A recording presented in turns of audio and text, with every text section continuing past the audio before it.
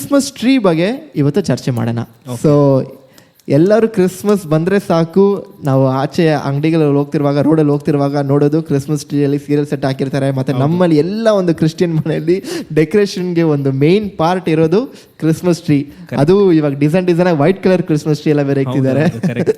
So ಈ Christmas tree ಏನಕ್ಕೆ ಬಂತು, ಏನಕ್ಕೆ ಮಾವಿನ ಮರ ಇಲ್ಲ, ಏನಕ್ಕೆ ತೆಂಗಿನ ಮರ ಇಲ್ಲ, ಏನಕ್ಕೆ ಅಂತಹ ಒಂದು ಕ್ರಿಸ್ಮಸ್ ಟ್ರೀ ಅದನ್ನ ಇಟ್ಟಿದ್ದಾರೆ ಅಂತ ಚರ್ಚೆ ಮಾಡೋಣ. ಹಸಿರು ಅನ್ನೋದು ನಿತ್ಯ ಜೀವವನ್ನ ಸೂಚಿಸ್ತದೆ ಅಂತ ನಂಬ್ತಾರೆ. ಕ್ರಿಸ್ಮಸ್ ಟ್ರೀ ಅನ್ನೋದು ನಮ್ಗೆ ಇಂಗ್ಲೆಂಡ್ ಇಂದ ಬಂತು. ಆದ್ರೆ ಇಂಗ್ಲೆಂಡ್ಗೆ ಎಲ್ಲಿಂದ ಬಂತು?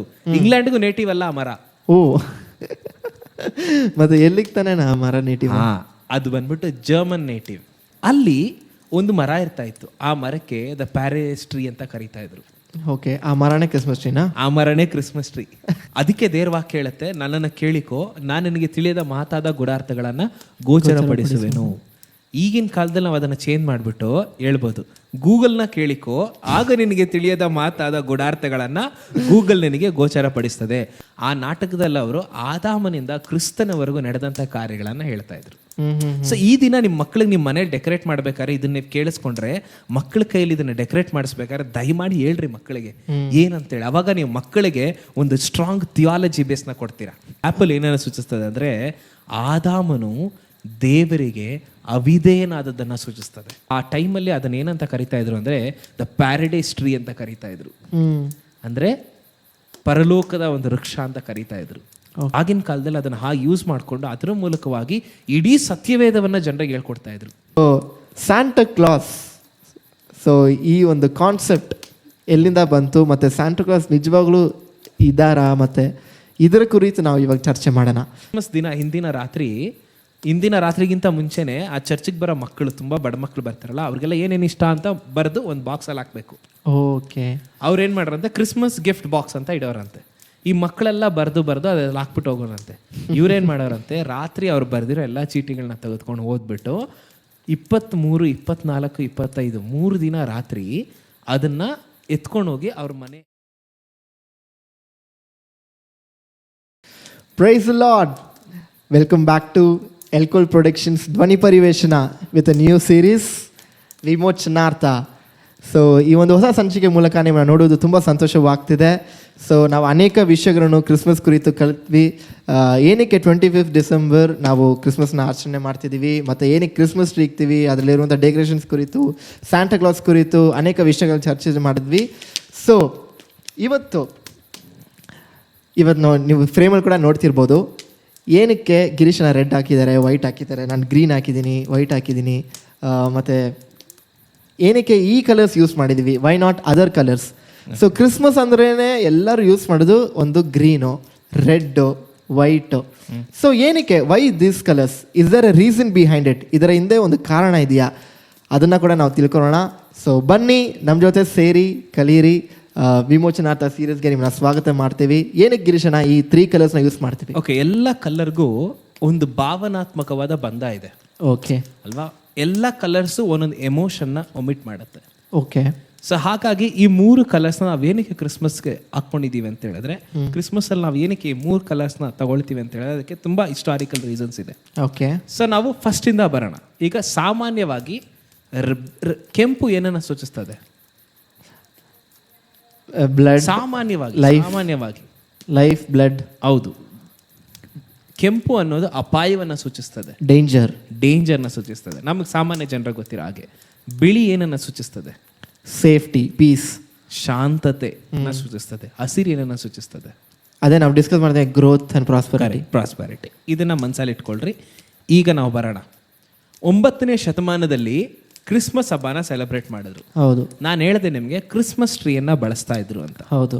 ಸೊ ಇವಾಗ ನೀವು ಕ್ರಿಸ್ಮಸ್ ಯೂಸ್ ಮಾಡುವಂಥ ಡೆಕೋರೇಷನ್ ಕ್ರಿಸ್ಮಸ್ ಟ್ರೀ ಥರನೇ ಇರುತ್ತೆ ಅಲ್ವಾ?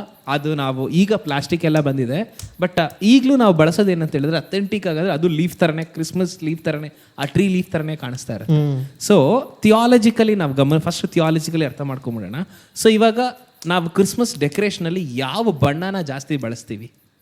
ಕ್ರಿಸ್ಮಸ್ ಡೆಕೋರೇಷನ್ ಅಲ್ಲಿ ಹೌದು, ರೆಡ್ ಬಣ್ಣ. ಹೌದು, ರೆಡ್, ವೈಟ್, ಗ್ರೀನ್, ಈ 3ರಲ್ಲಿ ಯಾವ್ದು ಜಾಸ್ತಿ ಬಳಸ್ತೀವಿ? ಇದು 3 ಗ್ರೀನ್ ಜಾಸ್ತಿ ಬಳಸ್ತೀವಿ. ಯಾಕೆ?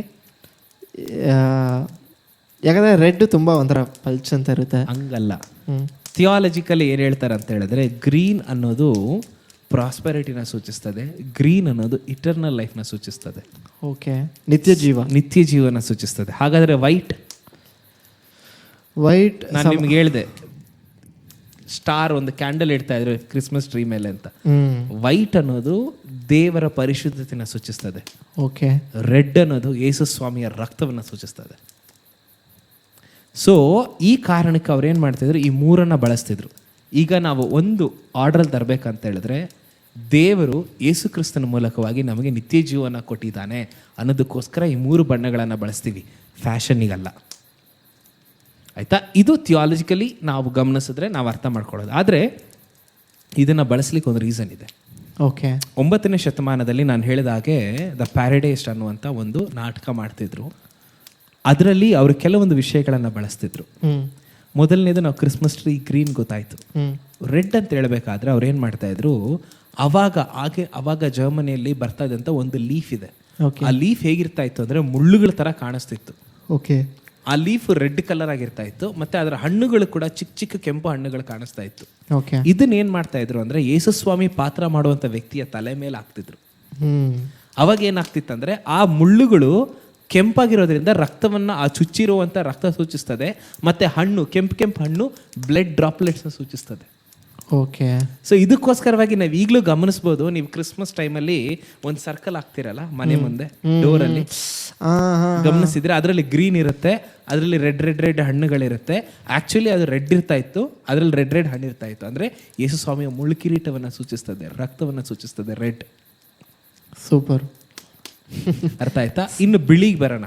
ಬಿಳಿನ ಏನಕ್ಕೆ ಹಾಕೊಂತಾರೆ ಅಂದ್ರೆ, ನೋಡ್ರಿ, ಅದಕ್ಕೆ ತುಂಬಾ ರೀಸನ್ಸ್ ಇದೆ. ನಾನು ಹೇಳಿದಾಗೆ ಅದು ಪರಿಶುದ್ಧತೆಯನ್ನು ಸೂಚಿಸ್ತದೆ, ಪರಲೋಕವನ್ನು ಸೂಚಿಸ್ತದೆ. ಮುಖ್ಯವಾಗಿ ಸತ್ಯವೇದದಲ್ಲಿ ನಾವು ನೋಡ್ತೀವಿ, ಯೇಸು ಸ್ವಾಮಿ ಹುಟ್ಟಿದಾಗ ದೂತಗಣ ಆಕಾಶದಲ್ಲಿ ಬಂತು.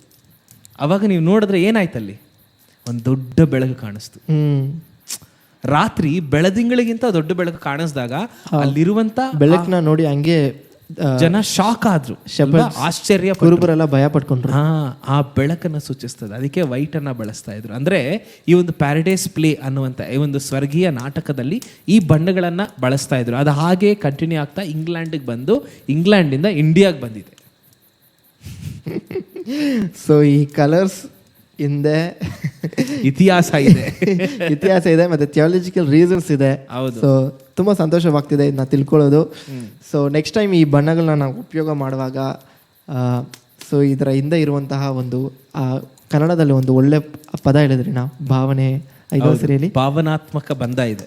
ಭಾವನಾತ್ಮಕ ಬಂಧವನ್ನು ನಾನು ಜ್ಞಾಪಕ ಮಾಡ್ಕೊಳ್ತೀನಿ. ಯಾಕೆ ಇದು ನಾನು ಹೇಳ್ತಾ ಇದ್ದೀನಿ ಅಂದರೆ, ತುಂಬ ಜನ ಇದನ್ನ ಏನು ಅರ್ಥ ಮಾಡ್ಕೊಂಡ್ಬಿಡ್ತಾರೆ, ಇದನ್ನೇ ತುಂಬ ಇಂಪಾರ್ಟೆಂಟ್ ಅನ್ಕೊಂಡ್ಬಿಡ್ತಾರೆ. ಅಲ್ಲ, ಇದರ ಮೂಲಕವಾಗಿ ನೀವು ಒಂದು ಮೆಸೇಜ್ ಹೇಳ್ಬೋದು ಜನರಿಗೆ. ಇವಾಗ ಒಂದು ಎಕ್ಸಾಂಪಲ್, ನಾವು ಕ್ರಿಸ್ಮಸ್ ಟ್ರೀ ಡೆಕೋರೇಟ್ ಮಾಡ್ತಾ, ಅವಾಗ ನಾವು ಹಿಂದಿನ ಸಂಚಿಕೆಯಲ್ಲಿ ಹೇಳಿದ ಹಾಗೆ ಕ್ರಿಸ್ಮಸ್ ಟ್ರೀ ಡೆಕೋರೇಟ್ ಮಾಡ್ಬೇಕಾದ್ರೆ ನಿಮ್ಮ ಮಕ್ಕಳು ಕೇಳ್ತಾರೆ ಒಂದೊಂದ್ಸರಿ, ಇದೇನಕ್ಕೆ ಆಗ್ತಾ ಇದ್ದೀವಿ ಅಂತ ಯಾರಾದ್ರೂ ಕೇಳಿದಾಗ, ಅಥವಾ ನೀವೇ ಅವ್ರಿಗೆ ಕೇಳ್ಬೋದು, ಏನಕ್ಕೆ ಇದನ್ನ ಆಗ್ತಾ ಇದೀವಿ ಗೊತ್ತಾ ಅಂದಾಗ ನೀವೊಂದು ಬೈಬಲ್ನೇ ಹೇಳ್ಬಿಡ್ಬೋದು. ಆದಿಯಿಂದ ಪ್ರಕಟಣೆವರೆಗೂ ಒಂದು ಬೈಬಲ್ನೇ ಹೇಳ್ಬಿಡೋದು ಕ್ರಿಸ್ಮಸ್ ಟ್ರೀ ಇಟ್ಕೊಂಡು, ಈ ಬಣ್ಣಗಳನ್ನ ಇಟ್ಕೊಂಡು ಯೇಸು ಸ್ವಾಮಿ ನಮಗೋಸ್ಕರ ಏನು ಮಾಡಿದ್ದಾರೆ ಅಂತ ಹೇಳ್ಬೋದು ನಾವು. ಅದನ್ನ ನಾವು ಅರ್ಥ ಮಾಡ್ಕೊಂಡ್ರೆ ಅವಾಗ ನಾವು ಏನಕ್ಕೆ ಇದನ್ನ ಬಳಸ್ತೀವಿ ಅಂತ ಹೇಳಿದಾಗ ತುಂಬ ಜನರಿಗೆ ಕ್ರಿಸ್ಮಸ್ಗೆ ಒಂದು ಅರ್ಥ ಬರುತ್ತೆ. ಅದಕ್ಕೆ ವಿಮೋಚನಾರ್ಥ ಅಂತ ಇಟ್ಟಿರೋದು. ವಿಮೋಚನೆ ಅರ್ಥ ಕ್ರಿಸ್ಮಸಲ್ಲಿ ಅಡಗಿದೆ ಅಂತ. ಹೌದು. So yes thank you so much for teaching about these colours ಮತ್ತು ಇದರಲ್ಲಿರುವಂತಹ ಹಿಂದೆ ಇರುವಂತಹ ಒಂದು ಅರ್ಥ, ಒಂದು ಡೀಪ್ ಆಗಿರುವಂತಹ ಅರ್ಥ. ಸೊ ಕಲರ್ಸ್ ಬಗ್ಗೆ ತಿಳ್ಕೊಂಡ್ವಿ. ಮತ್ತು ಇವಾಗ ಬರೋಣ ಇಂಪಾರ್ಟೆಂಟ್ ಥಿಂಗ್. ಕ್ರಿಸ್ಮಸ್ ಅಂದ್ರೇ ಎಲ್ಲರಿಗೂ ಎಲ್ಲ ಚರ್ಚಸ್ಸು ಮತ್ತು ಎಲ್ಲ ಮನೆಯವರು ಎಕ್ಸ್ಪೆಕ್ಟ್ ಮಾಡೋದು ಮತ್ತು ಕಾತುರದಿಂದ ಕಾಯ್ತಿರೋದು ಕ್ಯಾರಲ್ಸ್ಗೋಸ್ಕರ. ಸೊ ಈ ಕ್ಯಾರಲ್ಸ್ ಅನ್ನೋದು ಎಲ್ಲಿಂದ ಬಂತು? ಈ ಒಂದು ಆಚರಣೆನ ನೋಡಿದ್ವಿ, ಗಿಫ್ಟ್ ಶೇರ್ ಮಾಡೋದು ಸೈಂಟ್ ನಿಕೋಲಸ್ ತಾನೇನ ಅವರಿಂದ, ಮತ್ತು 25th ಸೂರ್ಯ ದೇವರನ್ನ ಆಚರಣೆ ಮಾಡ್ತಿರುವಾಗ ಅವ್ರಿಗೆ ಗಿಫ್ಟ್ ಹಂಚ್ಕೊಳ್ತಿದ್ರು. ಅಲ್ಲಿಂದ ಆ ಒಂದು ಅಭ್ಯಾಸ ಬಂತು. ಮತ್ತು ಏನಕ್ಕೆ ಈ ಕಲರ್ಸ್ ಯೂಸ್ ಮಾಡ್ತೀವಿ, ಓಕೆ. ಮತ್ತು ಈ ಕ್ರಿಸ್ಮಸ್ ಸೀಸನಲ್ಲಿ ನಾವು ಮುಖ್ಯವಾಗಿ ಮಾಡೋದು ಕ್ಯಾರಲ್ಸು. ಸೊ ಈ ಕ್ಯಾರಲ್ಸ್ ಇಂದ ಇರುವಂತಹ ಅರ್ಥ ನಾವು ನೋಡೋಣ. ಸೊ ಓಕೆ, ಕ್ರಿಸ್ಮಸ್ ಕ್ಯಾರಲ್ಸ್ ಅಂತ ಹೇಳ್ತಾ ಇದ್ದಂಗೆ ಆ ಚಳಿ ರಾತ್ರಿಯಲ್ಲಿ ಅಲ್ವಾ? ನಮ್ಮ ಕ್ರೈಸ್ತರ ಮನೆಗೆ ಹೋಗಿ ಒಂದೊಳ್ಳೆ ಹಾಡು ಹೇಳಿ, ಅವ್ರು ಕೂಡ ಕಾಫಿ ಕುಡ್ದು, ಕೇಕ್ ತಿಂದು, ಅಲ್ವಾ, ಅವ್ರು ಕೂಡ ಚಿಪ್ಸ್ ತಿಂದು ಬರ್ತೀವಿ. ಹೌದಾ ಅಲ್ವಾ? ಸೊ ಇವಾಗ ಕ್ಯಾರಲ್ಸ್ ಅನ್ನೋದಕ್ಕೆ ಒಂದು ಮುಖ್ಯವಾದ ಅರ್ಥ ಇದೆ, ಆಯ್ತಾ? ನಾನು ಒಂದು 2 ವರ್ಷದ ಹಿಂದೆ ಒಂದು ಜಾಗದಲ್ಲಿ ಪ್ರಸಂಗ ಮಾಡಿದ್ದೆ. ಆಬ್ವಿಯಸ್ಲಿ ಇದು ಔಟ್ ಆಫ್ ದ ಟಾಪಿಕ್ ಆಗಿರ್ಬೋದು, ಬಟ್ ಸ್ವಲ್ಪ ಇನ್ಫಾರ್ಮೇಷನ್ಗೋಸ್ಕರ ಐ ವಾಸ್ ಲೈಕ್, ಬೈಬಲಲ್ಲಿ ಕೂಡ ಒಂದು ಕ್ಯಾರಲ್ಸ್ ಇದೆ ಅಂತ. There is a carols in the Bible ಅಂತ. ಓಕೆ, ಎಲ್ಲಿ? ಕ್ಯಾರಲ್ಸಲ್ಲಿ ನಾವೇನು ಮಾಡ್ತೀವಿ? ಕ್ರಿಸ್ಮಸ್ ಬರ್ತಾ ಇದೆ, ಯೇಸು ಕ್ರಿಸ್ತನ ಹುಟ್ಟಿದ ನಮಗೋಸ್ಕರ ಅಂತ ಹೇಳ್ತೀವಿ. ಅದನ್ನೇ ತಾನೇ ಜಾನ್ ದ ಬ್ಯಾಪ್ಟಿಸ್ಟ್ ಕೂಡ ಮಾಡಿದ್ದು. ಓ, ಕರ್ತನ ದಾರಿಯನ್ನು ಸಿದ್ಧ ಮಾಡ್ರಿ, ದಿಣ್ಣೆಗಳ ಸಮವಾಗ್ಲಿ, ಅಲ್ವಾ? ಯೇಸು ಸ್ವಾಮಿಯ ಬರೋಣವನ್ನ ಮುಂತಿಳಿಸ್ದ. ಕ್ಯಾರಲ್ಸ್ ಅಂತ ಹೇಳಿದ್ರೆ ಯೇಸು ಸ್ವಾಮಿ ನಮಗೋಸ್ಕರ ಹುಟ್ಟಿದಾನೆ ಅಂತ ತಿಳಿಸೋದು. ಆದ್ರೆ ಶೋಚನೀಯ ಸ್ಥಿತಿ ಏನಂತ ಹೇಳಿದ್ರೆ, ಯೇಸು ಸ್ವಾಮಿ ಹುಟ್ಟಿದಾನೆ ಅನ್ನೋದನ್ನ ನಾವು ಕ್ರೈಸ್ತರಿಗೆ ತಿಳಿಸ್ತೀವಿ ಹೋಗಿ. ಓಕೆ, ಸೊ ಕ್ಯಾರಲ್ಸ್ ಅನ್ನೋದು ಏನಂದ್ರೆ ಯೇಸು ಸ್ವಾಮಿ ಹುಟ್ಟಿದ್ದಾರೆ ಅನ್ನೋದು, ಅದನ್ನ ನಾವು ಯಾರಿಗೆ ಗೊತ್ತಿಲ್ವೋ, ಯಾರಿಗೆ ತಿಳಿದಿಲ್ವೋ ಅವ್ರಿಗೆ ಹೋಗಿ ನಾವು ಈ ಒಂದು ವಿಮೋಚನಾರ್ಥದ ಕುರಿತು ಅವ್ರಿಗೆ ತಿಳಿಸ್ತೀವಿ. ಹೌದು. ಸೊ ಆದರೆ ನಾವು ಯಾವಾಗಲೂ ಕ್ರೈಸ್ತರ ಮನೆಗೆ ಹೋಗಿ ಅದನ್ನು ತಿಳಿಸೋದು, ಅದರಲ್ಲಿ ಏನಾದರೂ ತಪ್ಪಿದೆಯಾ? ಏನು ತಪ್ಪಿಲ್ಲ. See, I'll tell you something. ಈಗಿನ ಕಾಲದಲ್ಲಿ ಕ್ರೈಸ್ತರಿಗೆ ತುಂಬ ತಿಳಿಸ್ಬೇಕಾಗಿದೆ. ಅನ್ಯರಿಗಿಂತ ಕ್ರೈಸ್ತರಿಗೆ ತುಂಬ ಸುವಾರ್ತೆ ಬೇಕಾಗಿದೆ. ಅನ್ಯರಿಗಿಂತ ಕ್ರೈಸ್ತರೇ ಸರಿ ಹೋಗ್ಬೇಕಾಗಿದೆ. ಯಾವಾಗಲೂ ನಾನು ಹೇಳ್ತಾ ಇರ್ತೀನಿ, ಯಾವಾಗ ಮನೆ ಸರಿ ಹೋಗುತ್ತೆ, ಯಾವಾಗ ಪರ್ಸ್ನಲ್ ಆಗಿ ಒಬ್ಬ ವ್ಯಕ್ತಿ ಸರಿ ಹೋಗುತ್ತೆ. ಇದು ಅಬ್ದುಲ್ ಕಲಾಂ ಹೇಳಿರೋದು, the chain start from you. Abdul Kalam ಹೇಳ್ತಾರೆ, ಒಬ್ಬ ವ್ಯಕ್ತಿ ಸರಿಯಾದರೆ ಒಂದು ಕುಟುಂಬ ಸರಿಯಾಗುತ್ತೆ, ಒಂದು ಕುಟುಂಬ ಸರಿಯಾದರೆ ಒಂದು ಸಮಾಜ ಸರಿಯಾಗುತ್ತೆ, ಒಂದು ಸಮಾಜ ಸರಿಯಾದರೆ ಒಂದು ದೇಶ ಸರಿಯಾಗುತ್ತೆ. ಸೊ ಹಾಗಾಗಿ ಕ್ರೈಸ್ತರಾಗಿರುವಂಥ ನಾವು ಸರಿಯಾದರೆ, ಸಭೆ ಸರಿಯಾದರೆ ಇಡೀ ಲೋಕ ನಾವು ಅಲ್ಲಾಡಿಸ್ಬೋದು. ಸೊ ಇನ್ನು ನಮ್ಮ ಮನೆ ಕ್ಯಾರಲ್ಸ್ ಬರ್ತಿದ್ದಾರೆ ಅಂದರೆ ನಾವು ಸರಿಯಾಗಿಲ್ವಾ ಅಂತನಾ? ನಂಗೆ ಗೊತ್ತಿಲ್ಲ, ಅದು ನೀವೇ ಡಿಸೈಡ್ ಮಾಡ್ಕೊಳ್ರಿ. ಅಲ್ಲ, ನಾನು ತಪ್ಪಂತ ಹೇಳ್ತಿಲ್ಲ. ಐ ಟೆಲ್ ಯು ವೈ ಇದು ಎಲ್ಲಿ ಶುರುವಾಯಿತು, ಏಕೆ ನಾವು ಕ್ರೈಸ್ತರ ಮನೆಗೆ ಕ್ಯಾರಲ್ಸ್ಗೆ ಹೋಗ್ತೀವಿ ಅನ್ನೋದು ಕೂಡ ಒಂದು ಇತಿಹಾಸ ಇದೆ. ಅದಕ್ಕೂ ಒಂದು ಕಾರಣ ಇದೆ. ತಪ್ಪಲ್ಲ, ನಾನು ತಪ್ಪು ಅಂತ ಹೇಳ್ತಾ ಇಲ್ಲ. ಬದಲಾಗಿ ನಾನು ಏನು ಹೇಳಕ್ಕೆ ಬರ್ತಾ ಇದ್ದೀನಿ ಅಂದರೆ, ಕ್ಯಾರಲ್ಸ್ ನೀವು ಆದಷ್ಟು ಅನ್ಯರ ಮನೇಲಿ ಮಾಡ್ರಿ, ಅವ್ರಿಗೆ ಯೇಸ್ವಾಮಿ ಪರಿಚಯ ಮಾಡ್ರಿ. ಯೇಸ್ವಾಮಿ ಗೊತ್ತಿರೋರಿಗೆ ಯೇಸ್ವಾಮಿ ಹೇಳೋದಕ್ಕಿಂತ ಯೇಸ್ವಾಮಿ ಗೊತ್ತಿಲ್ಲದಿರೋರಿಗೆ ಯೇಸ್ವಾಮಿ ಹೇಳಿದ್ರೆ ಅದು ಸುವಾರ್ತೆ ಆಗುತ್ತೆ. ಮೇ ಬಿ ನಾವು ಈ ಥರ ಮಾಡ್ಬೋದಲ್ಲ, ಕ್ಯಾರಲ್ಸು ಲೈಕ್ ನಾವು ಡೈರೆಕ್ಟಾಗಿ ನಮಗೆ ಇತರರ ಒಂದು ಅವಿಶ್ವಾಸಿಗಳ ಮನೆಯಲ್ಲಿ ಹೋಗಿ ಮಾಡೋಕ್ಕಿಂತ ನಮ್ಮ ಮನೆಯಲ್ಲೇ ಕ್ಯಾರಲ್ಸ್ ಇಟ್ಕೊಂಡು ಬೇರೆ ಅನ್ಯರನ್ನ ನಮ್ಮ ಮನೆಗೆ ಇನ್ವೈಟ್ ಮಾಡಿ, ಬನ್ನಿ ನಮ್ಮ ಮನೇಲಿ ಹಾಡು ಆಡ್ತಿದ್ದೀವಿ, ಬನ್ನಿ ನಮ್ಮ ಮನೇಲಿ ನಾವು ಗಿಟಾರ್ ಬರ್ತಿದ್ದೀವಿ, ಸಾಂಗ್ ಮಾಡ್ತಿದ್ದೀವಿ ಅಂತ ಅವ್ರನ್ನ ಕರೆಸ್ಬಿಟ್ಟು ನಮ್ಮ ಮನೆಯಲ್ಲೇ ಹಾಡು ಆಡ್ಬಿಟ್ಟು ಹಂಗೆ ಅವ್ರಿಗೆ ಸುವಾರ್ತೆ ಹೇಳ್ಬಿಟ್ಟು ಹಂಗೆ ಕಲಿಸ್ಬೋದಲ್ಲ? ಓಕೆ, ಕರೆಕ್ಟ್ ಜಾಕ್ಸನ್, ನೀನು ಹೇಳ್ತಾ ಇರೋದು ಕರೆಕ್ಟ್. ಈಗ ನನಗೋಸ್ಕರ ಒಂದು ಕ್ಯಾರಲ್ ಹಾಡು ಕನ್ನಡದಲ್ಲ. ಕ್ರಿಸ್ತನು ಜನಿಸಿದ ಶುಭ ವೇಳೆ, ಇಹ ಪರದಲ್ಲಿ ಶುಭ ವೇಳೆ, ರಕ್ಷಕನು ನಿನ್ನ ಕರೆಯುವನು, ರಕ್ಷಣೆ ಹೊಂದು ನೀಂದು. ಸೊ ಇದು ಕ್ಯಾರಲ್ಸ್. ಎಲ್ಲ ಕ್ಯಾರಲ್ಸನ್ನು ನಾವು ಏನು ಆಡ್ತೀವಿ ಅಂದರೆ, ಯೇಸುಸ್ವಾಮಿ ಹುಟ್ಟಿದ್ದಾನೆ, ಯೇಸುಸ್ವಾಮಿ ನಮಗೋಸ್ಕರ ಹುಟ್ಟಿದ್ದಾನೆ, ಯೇಸುಸ್ವಾಮಿ ಬೆತ್ಲೆಹೇಮಲ್ಲಿ ಹುಟ್ಟಿದ್ದಾನೆ, ಯೇಸುಸ್ವಾಮಿ ದಾವಿದನ ಮನೆತನದಲ್ಲಿ ಹುಟ್ಟಿದ್ದಾನೆ, ಯೇಸುಸ್ವಾಮಿ ಹುಟ್ಟಿರುವಂಥ ದಿನವನ್ನು ಅಥವಾ ಯೇಸುಸ್ವಾಮಿ ಹುಟ್ಟಿರುವಂಥ ಆ ಸಂತೋಷವನ್ನು ಹಂಚ್ಕೊಳ್ತೀವಿ. ಇದು ಎಲ್ಲಿ ಶುರುವಾಯಿತು ಅಂತ ಹೇಳಿದ್ರೆ 336 AD ಅಂದರೆ 4th century, 4th ಇಂದ 12th centuryವರೆಗೂ ಒಂದು ಕ್ಯಾರಲ್ ಹಿಸ್ಟ್ರಿ ಇದೆ. ಆಗಿನ ಕಾಲದಲ್ಲಿ ಏನು ಮಾಡ್ತಾಯಿದ್ರು ಅಂದರೆ, ಲ್ಯಾಟಿನಲ್ಲಿ ಹಿಮ್ಸ್ ಬರೀತಾಯಿದ್ರು. ಅವ್ರೇನು ಮಾಡ್ತಾಯಿದ್ರು, ಈ ಡಿಸೆಂಬರ್ ಟೈಮಲ್ಲಿ ಹಿಮ್ಸ್ನ ಚರ್ಚ್ಗಳಲ್ಲಿ ಆಡೋರು, ವರ್ಷಿಪಾಗಿ ಆಡೋರು. ಓಕೆ, ಅಂದರೆ ಅವಾಗಿನ ಕಾಲದಲ್ಲಿ ಅದನ್ನ ಏನು ಹೇಳ್ತಾ ಇದ್ರು ಅಂದರೆ ಲಿಟರ್ಜಿಕಲ್ ಹಿಮ್ಸ್ ಅಂತ ಕರೀತಾ ಇದ್ರು. ಈಗ ನಾವು ನೋಡುವ ಹಾಗೆ ಸಿಂಗ್ ಅಂಡ್ ಡ್ಯಾನ್ಸ್ ಅಲ್ಲ, ಬದಲಾಗಿ ಲಿಟರ್ಜಿಕಲ್ ಹಿಮ್ಸ್. ಈಗ ನೀವು ಫಾರ್ ಎಕ್ಸಾಂಪಲ್ ಹೇಳ್ತೀನಿ ನಿಮಗೆ, ಲಿಟರ್ಜಿ ಅಂತ ಹೇಳಿದ್ರೆ ಆರಾಧನಾ ಕ್ರಮ. ಸೊ ಲಿಟರ್ಜಿಕಲ್ ಹಿಮ್ಸ್ ಅಂತ ಹೇಳಿದ್ರೆ ಆರಾಧನಾ ಕ್ರಮದಲ್ಲಿ ಕ್ರಿಸ್ತನ ಒಂದು ಜನನವನ್ನು ತಿಳಿಸ್ತಾ ಇರೋ ಜನರಿಗೆ. ಇದನ್ನು ಲಿಟರ್ಜಿಕಲ್ ಹಿಮ್ಸ್ ಅಂತ ಕರಿತೀವಿ. ಇದು 4ನೇ ಶತಮಾನದಿಂದ 12ನೇ ಶತಮಾನದವರೆಗೂ ಸಭೆಗಳಲ್ಲಿ ನಡ್ಕೊಂಬಂತು. ಅವಾಗ ಇದ್ದಿದ್ದು ಒಂದೇ ಸಭೆ ಅಲ್ವಾ, ನಾವು ಒಂದು ಸಾರ್ವತ್ರಿಕ ಸಭೆಯಲ್ಲಿ ಇದು ನಡ್ಕೊಳ್ಬಂತು. ಅದಾದಮೇಲೆ 12ನೇ ಶತಮಾನದಿಂದ 15ನೇ ಶತಮಾನದಲ್ಲೇ ಕ್ಯಾರಲ್ಸ್ ಅನ್ನುವಂಥ ವರ್ಡ್ ಬಂತು. ಈ ಕ್ಯಾರಲ್ಸ್ ಅನ್ನುವಂಥ ವರ್ಡ್ ಫ್ರೆಂಚ್ ವರ್ಡ್ ಆಗಿದೆ. ಫ್ರೆಂಚ್ ವರ್ಡ್, ಹೌದು. ಸೊ ಇದರ ಅರ್ಥ ಏನಂತ ಹೇಳಿದ್ರೆ a circle dance and Singh ಅಂತ. ಓಕೆ, ಅಂದ್ರೆ ಸುತ್ತುವರೆದು ನೃತ್ಯ ಮಾಡ್ತಾ ಹಾಡ್ರಿ ಅಂತ ಹೇಳೋದೆ ಕ್ಯಾರಲ್ಸ್, ಅದರ ಅರ್ಥ. ಓಕೆ. ಸೊ ಇದು ಫ್ರೆಂಚ್ ವರ್ಡ್. ಅಂದರೆ ಈ ಅದು 12ನೇ ಶತಮಾನದಿಂದ 15ನೇ ಶತಮಾನದವರೆಗೂ ಅವ್ರು ಏನು ಮಾಡ್ತಾಯಿದ್ರು, ಈ ಚರ್ಚ್ ಮುಂಭಾಗದಲ್ಲಿ, ಇವಾಗ ನೀವು ಹಳೇ ಚರ್ಚ್ಗಳಿಗೆಲ್ಲ ಹೋದರೆ ನಮ್ಮ ಥರ ಈಗಿನ ಕಾಲದಲ್ಲಿ ಸೊಫಿಸ್ಟಿಕೇಟೆಡ್ ಆಗಿ ನಮ್ಮ ಒಂದು ಬಾಕ್ಸ್ ಥರ ಬಿಲ್ಡಿಂಗ್ ಕಟ್ತಾ ಇರಲ್ಲ. ಅವಾಗ ಚರ್ಚ್ ಎಲ್ಲ ಕೆಥಿಡ್ರಲ್ ಥರ ಕಟ್ತಾ ಇದ್ರು. ಮುಂದಿನ ಜಾಗದಲ್ಲಿ ತುಂಬ ಜಾಗ ಬಿಟ್ಟಿರ್ತಾ ಇದ್ರು. ನೀವು ಈಗಲೂ ಗಮನಿಸ್ರಿ, ಚರ್ಚ್ಗೆ ಹೋಗ್ಬೇಕಂದ್ರೆ ನೀವು 3 ರಿಂದ 7 ಮೆಟ್ಲುಗಳು ಹತ್ಕೊಂಡು ಮೇಲೆ ಹೋಗ್ಬೇಕು. There is a theological reason for it. ಈಗ ನಾವು ಅದೆಲ್ಲ ಫಾಲೋ ಮಾಡಲ್ಲ. ಬಟ್ ಈಗ ನೀವು ಯಾವ್ದಾದ್ರು ಹಳೇ ಚರ್ಚಸ್ಗೆ ಹೋದ್ರೆ 7 ಮೆಟ್ಲಿರುತ್ತೆ, 3 ಮೆಟ್ಲಿರುತ್ತೆ, ಅದನ್ನು ಹತ್ಕೊಂಡು ಹೋಗ್ಬೇಕು ನಾವು. ಆ ಮೆಟ್ಲುಗಳ ಮೇಲೆ ಅಲ್ಲಿ ನೃತ್ಯ ಮಾಡ್ತಾ, ಸರ್ಕಲ್ ಮಾಡ್ತಾ ಈ ಒಂದು ಯೇಸು ಕ್ರಿಸ್ತನ ಜನನದ ಬಗ್ಗೆ ಹಾಡ್ತಿದ್ರು. ಯಾವಾಗ ಅಂತ ಹೇಳಿದ್ರೆ 12ನೇ ಶತಮಾನದಿಂದ 15ನೇ ಶತಮಾನದವರೆಗೂ. 15ನೇ ಶತಮಾನದಲ್ಲಿ ಒಂದು ಕೆಲಸ ಆಯಿತು. ಏನಂತ ಹೇಳಿದ್ರೆ ಮಾರ್ಟಿನ್ ಲೂಥರ್ ಬಂದ ಅಲ್ವಾ. 15th ಸೆಂಚುರಿ 16th ಸೆಂಚುರಿ ನಾವು ಮಾರ್ಟಿನ್ ಲೂಥರ್ ನೋಡ್ತೀವಿ. ಆಗ್ಲಿಂದ ಕ್ರೈಸ್ತತ್ವದಲ್ಲಿ ತುಂಬ ಬದಲಾವಣೆಗಳಾಯಿತು. ಅದೇ ರೀತಿ ಕ್ಯಾರಲ್ಸಲ್ಲಿ ಕೂಡ ತುಂಬ ಬದಲಾವಣೆಗಳಾಯಿತು. ಅವಾಗ ಏನು ಮಾಡಿದ್ರು ಅಂತ ಹೇಳಿದ್ರೆ, ಈ ಒಂದು ಚೇಂಜಸ್ ಆದಿದ್ದರಿಂದ ಕ್ರಿಸ್ಮಸ್ ಕ್ಯಾರಲ್ಸ್ನ ಪೊಯೆಟಿಕ್ ಆಗಿ ಸ್ಟೋರಿ ಟೆಲ್ಲಿಂಗ್ ಮೂಲಕ ಹೇಳಲಿಕ್ಕೆ ಶುರು ಮಾಡಿದ್ರು. ಈಗ ನಮ್ಮ ಹಾಡು ಒಂದಿದೆ, ದಾವಿದ ನಗರದಿ ಧರಣೀಶ ಜನಿಸಿದ ಅಂತ ಒಂದು ಸಾಂಗ್ ಇದೆ. ಅದರಲ್ಲಿ ಏನು ಹೇಳುತ್ತೆ, ಯೇಸು ಸ್ವಾಮಿ ದಾವಿದ ನಗರದಲ್ಲಿ ಧರಣೀಶ ಲೋಕದ ಒಡೆಯ ಜನಿಸಿದ. ಆ ರೀತಿಯಾಗಿ ಪೊಯೆಟಿಕ್ ಆಗಿ ಬರೆದು ಹಾಡಕ್ಕೆ ಶುರು ಮಾಡಿದ್ರು. ಓಕೆ. ಸೊ ಅದು ಕೂಡ ಎಲ್ಲಿ ಮಾಡ್ತಿದ್ರು ಅಂದರೆ ಚರ್ಚ್ ಮುಂದೆ ಮಾಡ್ತಿದ್ರು, ಮತ್ತು ಚರ್ಚ್ ಸ್ಟ್ರೀಟಲ್ಲಿ ಮಾಡ್ತಿದ್ರು ಅಷ್ಟೇ. ಅದರಿಂದ ಹೊರಗಡೆ ಹೋಗ್ತಾ ಇರಲಿಲ್ಲ. ಏನಕ್ಕೆ ಅಂದರೆ ಯೇಸು ಸ್ವಾಮಿ ನಮಗೋಸ್ಕರ ಹುಟ್ಟಿದ್ದಾನೆ ಅಂತ ಜನರಿಗೆ ತಿಳಿಸ್ಲಿಕ್ಕೋಸ್ಕರವಾಗಿ. ಆಯಿತಾ. ಅದಾದಮೇಲೆ ಏನಾಯಿತು ಅಂತ ಹೇಳಿದ್ರೆ 17ನೇ ಶತಮಾನದಲ್ಲಿ ಕ್ಯಾರಲ್ಸ್ ಬ್ಯಾನ್ ಮಾಡಿಬಿಟ್ರು ಇಂಗ್ಲೆಂಡಲ್ಲಿ. ಯಾಕೆ? ಅದೇ ಇರೋ ಸ್ಪೆಷಾಲಿಟಿ. ಆವಾಗ ಬಂದಂಥ ಒಬ್ಬ ರಾಜ, ಅವನಿಗೆ ಕ್ಯಾರಲ್ಸ್ ನಾನ್ ಸೆನ್ಸ್ ಅನ್ಸ್ಬಿಟ್ಟು ಕ್ಯಾರಲ್ಸ್ನ ಬ್ಯಾನ್ ಮಾಡಿದ್ರು.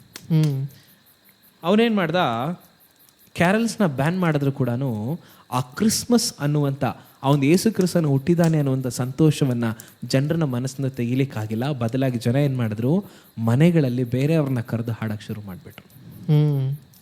ಎಲ್ಲ ಕ್ರೈಸ್ತರು ಏನು ಮಾಡೋದು ಅಂದರೆ, ನಾವು ರೋಡಲ್ಲಿ ಆಡೋಕ್ಕೆ ಬಿಡಲ್ಲ, ಪರವಾಗಿಲ್ಲ, ನಮ್ಮ ಮನೆಗಳಲ್ಲಿ ನಮ್ಮ ಫ್ರೆಂಡ್ಸ್ನ ಕರೆದು ನಾವು ಹಾಡ್ತೀವಿ ಅಂತೇಳಿ ಅವಾಗ ಶುರು ಮಾಡಿದ್ರು. ಆವಾಗಲೇ ಒಂದು ಸಾಂಗ್ ಬಂತು. 17, 18, 19 3 ಶತಮಾನಗಳಲ್ಲಿ ಒಂದು ಸಾಂಗ್ ಬಂತು. ಅದು ಯಾವುದಂದರೆ, ಹೋ ಕಮ್ ಆಲ್ ಈ ಫೇತ್ಫುಲ್, ಓ ಕಮ್ ಆಲ್ ಈ ಫೇತ್ಫುಲ್. ಆವಾಗಲೇ ಬಂದಿದ್ದು ಸಾಂಗ್ ಅದು. ಮನೇಲಿ ಹುಟ್ಟಿದ ನೈಟು, ಹೋಲಿ ನೈಟ್, ಆ ಸಾಂಗ್ ಕೂಡ ಆವಾಗಲೇ ಬಂದಿತ್ತು. ಅಂದರೆ ಮನೆಗಳಲ್ಲಿ ಹಾಡ್ಬೇಕಾದ್ರೆ ಹುಟ್ಟಿದಂಥ ಸಾಂಗ್ಗಳು. ಅದೇ ರೀತಿ ಏನಾಯಿತು, 20 ಮತ್ತು 21ನೇ ಶತಮಾನ, ಇವಾಗ ನಾವು ಜೀವಿಸ್ತಿರುವಂಥ ಕಾಲದಲ್ಲಿ ಇವಾಗ ನಮಗೆ ತಿರ್ಗಾ ಫ್ರೀಡಮ್ ಇದೆ ಕ್ಯಾರಲ್ಸ್ನ ಹಾಡಲಿಕ್ಕೆ. ಇವಾಗಲೇ ನಮಗೆ ಜಾಯ್ ಟು ದ ವರ್ಲ್ಡ್ 20ನೇ ಶತಮಾನದಲ್ಲಿ ಬಂದಂಥ ಸಾಂಗ್ ಅದು. ಸೊ ಹಾಗಾಗಿ ಈ ಕ್ಯಾರಲ್ಸ್ಗೊಂದು ಇತಿಹಾಸ ಇದೆ, ಅದನ್ನು ನಾವು ಸರಿಯಾಗಿ ಮಾಡಬೇಕು. ಅಂದರೆ ಕ್ಯಾರಲ್ಸ್ ಅಂತ ಹೇಳಿದ್ರೆ, ನಾನು ಆಗಲೇ ಹೇಳಿದ ಹಾಗೆ, ಅನ್ಯ ಜನರಿಗೆ ಯೇಸು ಸ್ವಾಮಿನ ಪರಿಚಯ ಮಾಡಲಿಕ್ಕೆ ನಮಗಿರುವಂಥ ಒಂದು ಎಕ್ವಿಪ್ಮೆಂಟ್, ಒಂದು ಟೂಲ್ ಅಲ್ವಾ, ನಮಗಿರುವಂಥ ಒಂದು ಏನಂತಾರೆ, ಒಂದು ಅವಕಾಶ. ಅದನ್ನು ಸರಿಯಾಗಿ ಬಳಸ್ಕೊಳ್ಬೇಕು. ನಮ್ಮವ್ರಿಗೆ ನಾವು ಎಷ್ಟು ದಿನ ಹೇಳ್ತೀರಿ ಯೇಸು ಸ್ವಾಮಿ ಹುಟ್ಟಿದ್ದಾರೆ ಅಂತ. ಆಬ್ವಿಯಸ್ಲಿ ತುಂಬ ಜನರ ಹೃದಯಗಳಲ್ಲಿ ಯೇಸು ಸ್ವಾಮಿ ಹುಟ್ಟಬೇಕು ಚರ್ಚಲ್ಲಿ ಇರೋರ್ಗು. ಆದರೂ ಕೂಡ ಯೇಸು ಸ್ವಾಮಿ ನಮಗೋಸ್ಕರ ಹುಟ್ಟಿದ್ದಾನೆ ಅಂತ ಬೇರೆ ಜನರಿಗೂ ನಾವು ಸಾರಲಿಕ್ಕೆ ಸಹಾಯ ಮಾಡುತ್ತೆ. ಈಗ ನಾನು ಅಪ್ರಿಷಿಯೇಟ್ ಮಾಡೋದೇನೆಂದರೆ, ನಮ್ಮ ಸಭೆಗಳು ಅನೇಕ ಕಡೆಗಳಲ್ಲಿ ರೋಡ್ಗಳಲ್ಲಿ ನಿಂತ್ಕೊಂಡು ಕ್ಯಾರಲ್ಸ್ ಆಡ್ತಾರೆ. ಹೌದು ಅಲ್ವಾ. ನಾನು ಕೂಡ ಹೋಗಿದ್ದೀನಿ, ನಮ್ಮ ಸಭೆಗಳಲ್ಲಿ ಕೂಡ ನೋಡಿದ್ದೀನಿ. ನಾನು ಅನೇಕ ಕಡೆಗಳು ನೋಡಿದ್ದೀನಿ, ಜನರನ್ನ ಸೇರಿಸಿ ಗುಂಪಾಗಿ ಕೂಡಿ ಒಂದು ಕ್ಯಾರಲ್ಸ್ ಆಡ್ತಾರೆ. ಅದು ಸುವಾರ್ತೆಯಾಗಿ ಬದಲಾಗುತ್ತೆ. ಸೊ ಹಾಗಾಗಿ ಕ್ರಿಸ್ಮಸ್ ಕ್ಯಾರಲ್ಸ್ ಅಂತ ಹೇಳಿದ್ರೆ, ಯೇಸು ಕ್ರಿಸ್ತನ್ ನಮಗೋಸ್ಕರ ಹುಟ್ಟಿದ್ದಾನೆ, ನಿನಗೋಸ್ಕರ ಹುಟ್ಟಿದ್ದಾನೆ ಅಂತ ತಿಳಿಸೋದೆ carols. Amen. So yes, carols ಕುರಿತು ಒಂದು ಚಿಕ್ಕ ಇತಿಹಾಸ ನೋಡಿದ್ವಿ, ಮತ್ತು ಅಲ್ಲಿ ಹಾಡ್ತಿರುವಂಥ ಹಾಡುಗಳು ಹೇಗೆ ಹುಟ್ಟಿತಂತ ಕೂಡ ನಾವು ನೋಡಿದ್ವಿ. ಹೌದು. ಸೊ ಕ್ಯಾರಲ್ಸ್ ಬಗ್ಗೆ ಅನೇಕ ವಿಷಯಗಳನ್ನ ಕಲ್ತ್ವಿ, ಅದರೊಂದಿಗೆ ಕಲರ್ಸ್ನ ಕೂಡ ನಾವು ಕಲ್ತ್ವಿ. ಹೌದು. ಸೊ ಏನಕ್ಕೆ ರೆಡ್ ಮತ್ತು ರೆಡ್ ಗ್ರೀನ್ ಆ್ಯಂಡ್ ವೈಟ್ ನಾವು ಉಪಯೋಗ ಮಾಡ್ತೀವಿ, ಹೆಚ್ಚಾಗಿ ಉಪಯೋಗ ಮಾಡ್ತೀವಿ. ಅದರಲ್ಲಿ ಕೂಡ ಒಂದು ಅರ್ಥ ಇದೆ, ನಾವು ಇತರರಿಗೆ ಅದನ್ನು ಕೂಡ ಹಂಚ್ಕೊಳ್ಬೋದು.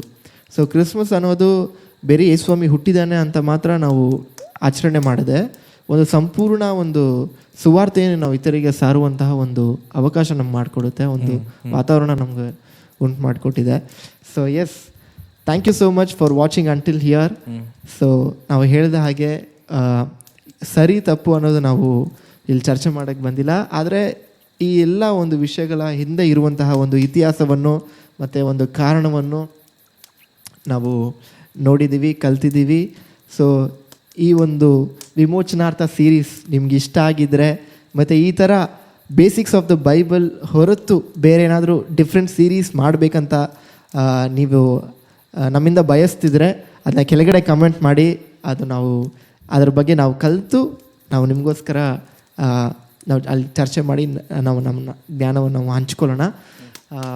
ಸೊ ಪ್ಲೀಸ್ ಇದು ನೀವು ನೋಡ್ತಿದ್ರೆ ವಿಮೋಚನಾರ್ಥ ಸೀರೀಸ್ ನಿಮ್ಗೆ ಎಷ್ಟು ಉಪಯೋಗವಾಗಿತ್ತು ಅಂತ ಕೆಳಗಡೆ ಕಮೆಂಟ್ ಮಾಡಿ. ಮುಂದೆ ಹೋಗೋಣ. ಸೊ ಗಿರೀಶನ, ಸೊ ಕ್ರಿಸ್ಮಸ್ ಬಗ್ಗೆ ನಾವು ಇಷ್ಟೆಲ್ಲ ಕಲ್ತ್ವಲ್ಲ, ಸೊ ಇವಾಗ ಕ್ರಿಸ್ಮಸ್ ಕುರಿತು ಎಲ್ಲ ನಾವು ಕಲ್ತ್ವಿ. Is there a way where we can celebrate Christmas in a biblical way? ಸತ್ಯವೇದದ ಅನುಗುಣವಾಗಿ ಕ್ರಿಸ್ಮಸ್ನ ನಾವು ಆಚರಣೆ ಮಾಡೋಕ್ಕೆ ಏನಾದರೂ ಮಾರ್ಗಗಳಿದೆಯಾ? ಏನಾದರೂ ಸತ್ಯವೇದ ಹೇಳುತ್ತಾ ಈ ಥರ ಕ್ರಿಸ್ಮಸ್ ಆಚರಣೆ ಮಾಡಿದ್ರೆ ಮಾಡಬಹುದು, ಇಲ್ಲ ಈ ಥರ ಮಾಡಿದ್ರೆ ಒಳ್ಳೇದಂತ? ಸೊ ಸತ್ಯವೇದ ನಮಗೆ ಕ್ರಿಸ್ಮಸ್ನ ಹಿಂಗೆ ಸೆಲೆಬ್ರೇಟ್ ಮಾಡಬೇಕು ಅಂತ ಹೇಳಲ್ಲ. ನಾನು ಹೇಳಿದ ಹಾಗೆ ಕ್ರಿಸ್ಮಸ್ ಅನ್ನೋದು ಪ್ರಚಲಿತವಾಗಿದ್ದು 9ನೇ ಶತಮಾನದಿಂದ. ಸೊ ಹಾಗಾದರೆ ಯೇಸು ಸ್ವಾಮಿ ಕ್ರಿಸ್ಮಸ್ನ ಈಗ ಸೆಲೆಬ್ರೇಟ್ ಮಾಡಬೇಕಂತ ಹೇಳಲ್ಲ. ಆದರೆ ಸತ್ಯವೇದ ನಮಗೆ ಅದರ ಒಂದು ಅರ್ಥವನ್ನು ತಿಳಿಸ್ಕೊಡುತ್ತೆ. ಇವಾಗ ನಾವು ಅರ್ಥ ಮಾಡ್ಕೊಳ್ಬೇಕಾಗಿರೋದು, ಕ್ರಿಸ್ಮಸ್ ಅಂತ ಹೇಳಿದ್ರೆ ಹೌದು ಆಚರಣೆ, ಸಂತೋಷ ಎಲ್ಲ ಇದೆ, ಬಟ್ ಕ್ರಿಸ್ಮಸ್ ಹಿಂದೆ ದೇವರ ಒಂದು ಸ್ಯಾಕ್ರಿಫೈಸ್ ಇದೆ. ದೇವರು ತನ್ನ ಒಬ್ಬನೇ ಮಗನನ್ನು ಕಳಿಸ್ಕೊಟ್ಟನು ಈ ಲೋಕಕ್ಕೆ. ಸ್ಯಾಕ್ರಿಫೈಸ್ ಇದೆ. ದ ರಿಯಲ್ ಕ್ರಿಸ್ಮಸ್ ಅಂತ ಹೇಳಿದ್ರೆ, ನಿಜವಾದ ಕ್ರಿಸ್ಮಸ್ಸನ್ನು ನೀವು ಸೆಲೆಬ್ರೇಟ್ ಮಾಡ್ತಾ ಇದ್ದೀರಾ ಅಂತ ಹೇಳಿದ್ರೆ, ನೀವು ದೇವರಿಗಾಗಿ ಏನಾದರೂ ಒಂದನ್ನು ತ್ಯಾಗ ಮಾಡಬೇಕು. ತ್ಯಾಗ ಅಂತ ಹೇಳಿದ್ರೆ ಏನು? ಸಿಂಪಲ್ ಎಕ್ಸಾಂಪಲ್ ನಾನು ಯಾವಾಗಲೂ ಹೇಳ್ತಾ ಇರ್ತೀನಿ, ನಮಗೋಸ್ಕರ ನಾವು ಎಷ್ಟು ಯೋಚನೆ ಮಾಡ್ತೀವಿ, ಅದೇ ಥರ ಪರರಿಗೋಸ್ಕರ ಒಂಚೂರು ಯೋಚನೆ ಮಾಡಬೇಕು. ಇವತ್ತು ಸಭೆಗಳಲ್ಲಿ ಕ್ರಿಸ್ಮಸ್ ಅಂತ ಹೇಳಿದ್ರೆ ಆಡಂಬರದಿಂದ ಮಾಡೋದಲ್ಲ, ಬದಲಾಗಿ ಕ್ರಿಸ್ಮಸನ್ನು ಅರ್ಥಪೂರ್ವಕವಾಗಿ ಮಾಡಬೇಕು. ಆಡಂಬರಕ್ಕೂ ಅರ್ಥಪೂರ್ವಕ್ಕೂ ವ್ಯತ್ಯಾಸ ಇದೆ. ಸೊ ಇವತ್ತು ತುಂಬ ಜನ ಕ್ರಿಸ್ಮಸನ್ನು ಆಚರಣೆ ಮಾಡ್ತೀವಿ, ಆಚರಣೆಯ ಜೊತೆಯಲ್ಲಿ ತ್ಯಾಗ ಕೂಡ ಇರಬೇಕು. ನೀನು ಕ್ರಿಸ್ಮಸ್ಗೆ ಏನನ್ನು ತ್ಯಾಗ ಮಾಡ್ತಿದ್ಯಾ? ದೇವರು ತನ್ನನ್ನೇ ನಮಗೋಸ್ಕರ ತನ್ನ ಮಗನನ್ನೇ ಕಳಿಸ್ಕೊಟ್ನಲ್ಲ, ಆ ರೀತಿಯಾಗಿ ನೀನು ಯೇಸು ಸ್ವಾಮಿಯ ಸುವಾರ್ತೆಗೋಸ್ಕರ ಏನನ್ನು ತ್ಯಾಗ ಮಾಡ್ತಾ ಇದೆಯಾ? ಒಂದು ಸಂತೋಷ ಕೊಡುವಂಥ ಸುದ್ದಿ ಏನು ಗೊತ್ತಾ? ಕೆಲವೊಂದು ಸಭೆಗಳಲ್ಲಿ ಮಾಡ್ತಾರೆ, ಡಿಸೆಂಬರಲ್ಲಿ ಎಕ್ಸ್ಕ್ಲೂಸಿವ್ ಆಗಿ ಕ್ರಿಸ್ಮಸ್ ಅನ್ನೋದಕ್ಕೋಸ್ಕರನೇ ಸುವಾರ್ತೆ ಸೇವೆ ಮಾಡ್ತಾರೆ. ಅವತ್ತಿಗೋಸ್ಕರನೇ ಹೋಗಿ ಸುವಾರ್ತೆ ಹೇಳ್ತಾರೆ, ಟ್ರ್ಯಾಕ್ ಸಂಚರೆ. ನೀನು ಆ ಸಮಯವನ್ನು ದೇವರಿಗಾಗಿ ತ್ಯಾಗ ಮಾಡ್ತಿದ್ಯಾ? ನೀನು ನಿನ್ನ ಎನರ್ಜಿಯನ್ನು ದೇವರಿಗಾಗಿ ತ್ಯಾಗ ಮಾಡ್ತಾ ಇದ್ದೀರಾ? ಬಿರಿಯಾನಿ ಮಾಡ್ಕೊಂಡು ತಿನ್ನೋದು ಕ್ರಿಸ್ಮಸ್ ಅಲ್ಲ, ಬದಲಾಗಿ ಅನೇಕರಿಗೆ ಬಿರಿಯಾನಿ ಹಂಚಲಿಕ್ಕೆ ನಿನಗೆ ಮನಸ್ಸಿದೆಯಾ? ಅದು ರಿಯಲ್ ಕ್ರಿಸ್ಮಸ್ ಆಗಿ. ಎರಡನೇ ವಿಚಾರ ನಾನು ಹೇಳಬೇಕಾಗಿರೋದು, ಯೇಸು ಸ್ವಾಮಿ ಹುಟ್ಟಿದಾಗ ಆ ವಿಷಯನ ತುಂಬ ಜನರಿಗೆ ತಿಳಿಸ್ಬೋದಾಗಿತ್ತು, ಆದರೆ ದೇವದೂತರು ಯಾರಿಗೋಗಿ ತಿಳಿಸಿದ್ರು? ಕುರುಬರಿಗೆ. ಯಾಕೆ? ಯಾಕೆಂದರೆ ಸತ್ಯವೇದದಲ್ಲಿ ಕೂಡ ಒಂದು ವಚನ ಇದೆಯಲ್ಲ, ಯೇಸು ಕ್ರಿಸ್ತನು ಬಂದಿರೋದು ಕಳೆದೋಗಿರೋರನ್ನ, Jesus come to for the lost, for the meek. Yesu ಸ್ವಾಮಿ ಬಂದದ್ದು ಕಳೆದೋಗಿರೋದನ್ನು ಹುಡುಕಿ ರಕ್ಷಿಸಲಿಕ್ಕೆ ಅಂತ. See I tell you something, ದೇವರ ವಾಕ್ಯ ಹೇಳುತ್ತೆ, ಅತಿ ಹೆಚ್ಚು ದೀನರೊಂದಿಗೆ ಬಳಕೆಯಾಗ್ರಿ ಅಂತ. ಯೇಸು ಸ್ವಾಮಿ ಹುಟ್ಟಿದ್ದನ್ನು ದೊಡ್ಡ ದೊಡ್ಡ ರಾಜರಿಗೆ ಹೇಳಲಿಲ್ಲ, ಕುರುಬರಿಗೆ ಹೇಳಿದ್ರು. ಯಾಕೆ ಗೊತ್ತಾ? ಇವತ್ತು ತುಂಬ ಜನ ಸಂತೋಷ ಇಲ್ಲದೆ ಜೀವನ ಮಾಡ್ತಾ ಇದ್ದಾರೆ. ಇವತ್ತು ನಿನ್ನಿಂದ ಆ ರೀತಿಯಾಗಿ ಸಂತೋಷ ಇಲ್ಲದೇ ಇರುವಂಥ ಜನರಿಗೆ ಸಂತೋಷ ಕೊಡೋಕ್ಕಾಗತ್ತಾ? ನಾವೆಲ್ಲ ಚಿಕ್ಕ ವಯಸ್ಸಲ್ಲಿ ಇರಬೇಕಾದ್ರೆ, ನಾನೇನು ದೊಡ್ಡ ಶ್ರೀಮಂತ ಕುಟುಂಬದಿಂದ ಬಂದಿದ್ದಲ್ಲ, ನಮಗೆ ತುಂಬ ಸಂತೋಷ ಕೊಡ್ತಾಯಿದ್ದು ಕ್ರಿಸ್ಮಸಲ್ಲಿ. ಯಾವ್ದು ಗೊತ್ತಾ? ದ ಸಮರಿಟನ್ ಪರ್ಸ್ ಅಂತ ಬರ್ತಾಯಿತ್ತು, ಒಂದು ರೆಡ್ ಕಲರ್ ಬಾಕ್ಸಲ್ಲಿ ಗಿಫ್ಟ್ ಎಲ್ಲ. ಅದು ನಮ್ಗೆ ಎಷ್ಟು ಸಂತೋಷ ಕೊಡೋದು ಗೊತ್ತಾ? ಇವತ್ತು ನೀವು ಆ ರೀತಿಯಾಗಿ ಅವ್ರ ಕೈಲಿ ತಗೊಳಕ್ಕಾಗಲ್ಲ, ಅವ್ರ ಕೈಲಿ ಮಾಡೋಕ್ಕಾಗಲ್ಲ ಅನ್ನೋರಿಗೆ ನಿನ್ನ ಕೈಯಿಂದ ನೀನು ಅವರಿಗೆ ಏನಾದ್ರು ಒಂದು ಮಾಡಿ ಕಳಿಸುವಾಗ ಅದು ಅವರ ಮನಸ್ಸಿನಲ್ಲಿ ಸಂತೋಷ ತರುತ್ತೆ. ಕುರುಬರಿಗೆ ಅದೇ ಇಂಪಾರ್ಟೆಂಟು. ಅದಕ್ಕೆ ಅವ್ರು ಏನು ಮಾಡಿದ್ರು ಗೊತ್ತಾ? ಮಧ್ಯರಾತ್ರಿ ಆದರೂ ಪರವಾಗಿಲ್ಲ, ಬನ್ನಿರಿ ಹೋಗಿ ನೋಡೋಣ. ಯಾಕೆ? ಆ ಸಂತೋಷ ಉಂಟು ಮಾಡ್ತು. ನಿಜವಾದ ಕ್ರಿಸ್ಮಸ್ ಅಂತ ಹೇಳಿದ್ರೆ ದುಃಖದಲ್ಲಿರುವವರಿಗೆ ಸಂತೋಷ ಉಂಟು ಮಾಡೋದು, ಕೊರತೆಯಲ್ಲಿರುವವರಿಗೆ ಸ್ವಲ್ಪ ಮಟ್ಟಿಗೆ ಕೊರತೆ ನೀಗಿಸೋದು. ನಿಜವಾದ ಕ್ರಿಸ್ಮಸ್ ಅಂತ ಹೇಳಿದ್ರೆ ದೀನರೊಂದಿಗೆ ಬಳಕೆ ಆಗೋದು. ಅವತ್ತೊಂದಿನ ನೀವು ಐಫೈ ಆಗಿ ಇರೋದು ಬದಲು ಸ್ವಲ್ಪ ಬಡವರ ಹತ್ರ ಹೋಗ್ರಿ, ನಿರ್ಗತಿಕರ ಹತ್ರ ಹೋಗ್ರಿ, ಮನೆ ಇಲ್ದವ್ರ ಹತ್ರ ಕೂತ್ಕೊಂಡು ಅವ್ರ ಹತ್ರ ಸಮಯ ಕಳೀರಿ. ನಾನೊಂದು ಎಕ್ಸಾಂಪಲ್ ಹೇಳಲೇಬೇಕು ನಿಮಗೆ.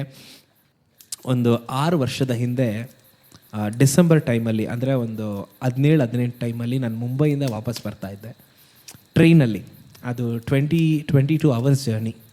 ಸೊ ಬರ್ತಾ ಇರ್ಬೇಕಾದ್ರೆ ಮಧ್ಯದಲ್ಲಿ ಒಬ್ರು ಹತ್ತಿದ್ರು. ಅವರು ಟ್ರಾನ್ಸ್ಜೆಂಡರ್ ಹತ್ತಿ ಬಂದು ನನ್ನ ಪಕ್ಕದಲ್ಲಿ ಕೂತ್ಕೊಂಡ್ರು. ನಾನೇನು ಮಾಡ್ತಾಯಿದ್ದೆ, ಹಾಡು ಕೇಳಿಸ್ಕೊತಾ ಇದ್ದೆ. ನಾನು ಕೇಳಿದೆ, ಅಕ್ಕ ಹಾಡು ಕೇಳಿಸ್ಕೊತೀರಾ ಅಂತ ಕೇಳಿದೆ. ಅವ್ರಿಗೆ ನನ್ನ ನೋಡಿ ಶಾಕ್ ಆಯಿತು. ಅವ್ರು ಕೇಳಿದ್ರು, ಯಾರು ನಮ್ಮ ಹತ್ರ ಮಾತಾಡಲ್ಲ, ನೀವೇನು ಹಾಡು ಕೇಳಿಸ್ಕೊತಾ ಇದ್ದೀರಾ, ಕೊಡ್ರಿ ಕೇಳಿಸ್ಕೊತೀನಿ.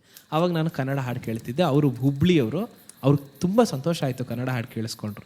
ಅವರಂದರು, ಯಾರು ನಮ್ಮನ್ನು ಮಾತಾಡ್ಸಲ್ಲ, ಬಂದ್ರೇ ಎದ್ದೋಗ್ತಾರೆ, ನೀವೇ. ಆವಾಗ ನಾನು ಅವ್ರಿಗೆ, ನಾನೊಬ್ಬ ಕ್ರೈಸ್ತ, ಯೇಸುಸ್ವಾಮಿ ಡಿಸೆಂಬರಲ್ಲಿ ಹುಟ್ಟಿದ್ದಾನೆ, ನೀವು ಕೂಡ ಯೇಸುಸ್ವಾಮಿ ನಂಬ್ರಿ ಏನು ಹೇಳುವಂಥ ಒಂದು ಚಾನ್ಸ್ ಸಿಕ್ತು. ಇವತ್ತು ನೀವು ಕ್ರಿಸ್ಮಸಲ್ಲಿ ನಾನು ನಿಮ್ಗೆ ಚಾಲೆಂಜ್ ಮಾಡ್ತೀನಿ, ಅಂಥವ್ರ ಹತ್ರ ಹೋಗಿ ಕೂತ್ಕೊಳ್ರಿ, ಭಿಕ್ಷುಕರ ಹತ್ರ ಹೋಗಿ ಕೂತ್ಕೊಳ್ರಿ, ಅವ್ರ ಹತ್ರ ಸಮಯ ಕಳೀರಿ. ಮನುಷ್ಯನಿಗೆ ಬೇಕಾಗಿರೋ ದುಡ್ಡಲ್ಲ, ಅವ್ರ ಜೊತೆ ಮಾತಾಡೋರು ಬೇಕು. The real Christmas is spending time with the people who wants to speak to you. ಇವತ್ತು ತುಂಬ ಜನ ಕ್ರಿಸ್ಮಸ್ ಸೆಲೆಬ್ರೇಟ್ ಮಾಡ್ತಿರಲ್ಲ, ನಿಮ್ಮ ಅಪ್ಪ ಅಮ್ಮ ಹತ್ರ ಹೋಗಿ ಕೂತ್ಕೊಂಡು ಮಾತಾಡ್ರಿ, ನಿಮ್ಮ ತಮ್ಮಂದಿರು, ಅಕ್ಕಂದಿರು, ಅಣ್ಣಂದಿರ ಹತ್ರ ಹೋಗಿ ಕೂತ್ಕೊಂಡು ಮಾತಾಡ್ರಿ. ಇವತ್ತು ತುಂಬ ಜನ ಅದನ್ನು ಮಾಡಲ್ಲ. ಹೊರಗಡೆ ನಾವು ಎಷ್ಟು ಹಂಚ್ತೀವಿ, ಎಷ್ಟು ಡೊನೇಟ್ ಮಾಡ್ತೀವಲ್ಲ ಇಂಪಾರ್ಟೆಂಟ್. ನಿನ್ನ ಸಮಯ ಜನರಿಗೆ ಕೊಡ್ರಿ, that will become A real Christmas. ಅವತ್ತು ನನಗೂ ಸಂತೋಷ ಆಯಿತು, ಅವ್ರಿಗೂ ಸಂತೋಷ ಆಯಿತು. ಆ ಸಂತೋಷನ ಅನುಭವಿಸಿದವ್ರಿಗೆ ಮಾತ್ರನೇ ಗೊತ್ತು, ಜೇನನ್ನು ಸವಿದವ್ರಿಗೆ ಮಾತ್ರನೇ ಗೊತ್ತು. ರಿಯಲ್ ಕ್ರಿಸ್ಮಸ್ ಅಂತ ಹೇಳಿದ್ರೆ ನೀವು ಯಾರಿಗೆ ನಿಮ್ಮ ಸಮಯ ಕೊಡ್ತಾ ಇದ್ದೀರೋ ಅನ್ನೋದು ಇಂಪಾರ್ಟೆಂಟ್. ಇವತ್ತು ತುಂಬ ಜನ ಕ್ರಿಸ್ಮಸ್ನಾಗ ಸೆಲೆಬ್ರೇಟ್ ಮಾಡ್ತಾರೆ. ನಾನು ಸಂತೋಷವಾಗಿರ್ಬೇಕಂತ ಅವ್ರಿಗೆ ಇಷ್ಟವಾಗಿರೋ ಊಟ ಮಾಡ್ತಾರೆ, ನಾನು ಸಂತೋಷವಾಗಿರ್ಬೇಕಂತ ಇಷ್ಟವಾಗಿರೋ ಬಟ್ಟೆ ಹಾಕ್ಕೊತಾರೆ. ತಪ್ಪಲ್ಲ, ಮಾಡಿ. ಬಟ್ ಅದ್ರ ಜೊತೆಯಲ್ಲಿ ಬೇರೆಯವ್ರ ಬಗ್ಗೆ ಕೂಡ ಯೋಚನೆ ಮಾಡಿರಿ. ಯೇಸುಸ್ವಾಮಿ ಕೊಟ್ಟಿದ್ದು 2 ಆಜ್ಞೆ, ದೇವ್ರನ್ನ ಪ್ರೀತಿ ಮಾಡು, ನಿನ್ನ ನೆರೆಯವ್ರನ್ನ ಪ್ರೀತಿ ಮಾಡು. ಇದು 2 ಪಾಲಿಸ್ಬೇಕಂತ ಹೇಳಿದ್ರೆ ಕ್ರಿಸ್ಮಸ್ ದಿನ ಪಾಲಿಸ್ರಿ. That will become real Christmas. ಸತ್ಯವೇದದ ಪ್ರಕಾರ ಕ್ರಿಸ್ಮಸ್ ತುಂಬ ಸುಲಭ, ನಾವು ಕಾಂಪ್ಲಿಕೇಟ್ ಮಾಡ್ಕೊಂಡು ಕೂತಿದ್ದೀವಿ. ಸೊ ಕ್ರಿಸ್ಮಸ್ ಅಂತ ಹೇಳಿದ್ರೆ ಯೇಸು ಕ್ರಿಸ್ತನ ಮಾಡಿದಂಥ ಕಾರ್ಯವನ್ನು ನೆನಪು ಮಾಡ್ಕೊಳ್ರಿ. ನಾವೆಲ್ಲ ಯೋಗ್ಯರೇ ಅಲ್ಲ, ನಮಗೋಸ್ಕರ ಆತನ ಬಂದು. ಅದೇ ಥರ ಅಯೋಗ್ಯನಾಗಿರುವಂಥ, ಯೋಗ್ಯತೆ ಇಲ್ಲವಂಥ ಜನರ ಹತ್ರ ಹೋಗಿ ಕೂತ್ಕೊಳ್ರಿ, ಅವ್ರಿಗೆ ಯೇಸುವಿ ಬಗ್ಗೆ ಹೇಳ್ರಿ, ಅವರ ಅವಶ್ಯಕತೆಗಳನ್ನು ತೀರಿಸ್ರಿ, ಅವ್ರಿಗೆ ಹೇಳ್ರಿ, ಯೇಸುಸ್ವಾಮಿ ನಿನಗೋಸ್ಕರ ಇದ್ದಾನೆ, ಯೇಸುಸ್ವಾಮಿಗೆ ನೀನಂದರೆ ಇಷ್ಟ ಅಂತ ಹೇಳ್ರಿ. ಅದು ಸಂತೋಷ ಕೊಡುತ್ತೆ. That will be a real Christmas. Amen. So yes, ನಿಜವಾದ ಕ್ರಿಸ್ಮಸ್ನ ಒಂದು ಹೇಗೆ ನಾವು ಕ್ರಿಸ್ಮಸ್ನ ಆಚರಣೆ ಮಾಡಬಹುದು ಅಂತ ನಾವು ನೋಡಿದ್ವಿ. ಸತ್ಯವೇದದ ಒಂದು ಪಾಯಿಂಟ್ ಆಫ್ ವ್ಯೂ ಅಲ್ಲಿ ಗಿರೀಶ್ನ ಹೇಳಿದಾಗೆ 2 ಆಜ್ಞೆ ದೇವರು ಕೊಟ್ಟಿರೋದು, ದೇವರನ್ನ ಪ್ರೀತಿ ಮಾಡು, ಇತರರನ್ನ ಪ್ರೀತಿ ಮಾಡು ಅಂತ. ಸೊ ಎಸ್, ಈ ಒಂದು ಕ್ರಿಸ್ಮಸ್ ನಾವೆಲ್ಲರೂ ನಮ್ಮ ಕೈಲಿ ಆದಷ್ಟು ಇತರರಿಗೆ, ಅನೇಕ ಜನ ಆಲ್ರೆಡಿ ಮಾಡ್ತಿರ್ತೀರಾ, ಈ ವರ್ಷ ಇನ್ನೂ ಹೆಚ್ಚಾಗಿ ಮಾಡೋಣ. ಹೌದು, ಮಾಡ್ರಿ, ಅವಶ್ಯಕತೆ ಇರುವ ಜಾಗದಲ್ಲಿ ಮಾಡ್ರಿ. ಮಾಡದೇ ಇರೋರು, ಇಷ್ಟು ದಿನ ತನಗೋಸ್ಕರ ತಾವೇ ಕ್ರಿಸ್ಮಸ್ ಆಚರಣೆ ಮಾಡ್ಕೊಂಡಿರೋರು, ಮುಂದಿನ ಈ ಒಂದು ವರ್ಷದಿಂದ ಇತರರಿಗೆ ನಿಮ್ಮ ಕೈಲಿ ಆದಷ್ಟು ಇತರರೊಂದಿಗೆ ಕ್ರಿಸ್ಮಸ್ಸನ್ನು, ದೇವರ ಒಂದು ಸಂತೋಷವನ್ನು, ಆನಂದವನ್ನು ಹಂಚಿಕೊಳ್ಳುವ ಹಾಗೆ ನಾವು ಆಚರಣೆ ಮಾಡೋಣ.